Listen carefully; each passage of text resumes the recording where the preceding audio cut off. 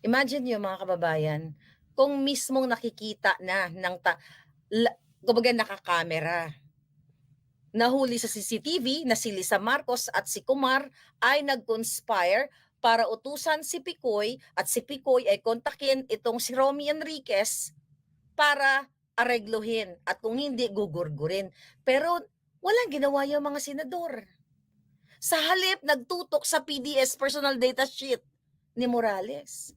Pero yung pinaka importanteng na sabi nga kanina sa interview kay Agent Morales at kaya sinabi niya sa Senate hearing na hindi naman siya manok at pabo lang. Tapos sasabihin mo Senator Bato, ay hindi mo kami dapat sabihan dito, utusan dito or pangunahan.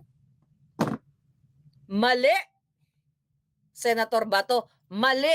Hindi ka pinangungunahan. Hindi mo kasi iniisip. Kayong mga bugo. Paano hindi ka namin pangungunahan? Because you're not thinking smartly or rightly. Why? Bakit hindi patawag si Lisa? Bakit? Sino siya? Diyos ng mga kepay? Na korodoroy? Diyos ng mga smuggler, na mga kidnapper? Kaya hindi mo siya pwedeng ipatawag? Akala ko ba maisog man ka? Kung narinig ka ni PRRD, baka sinusuka ka na niya.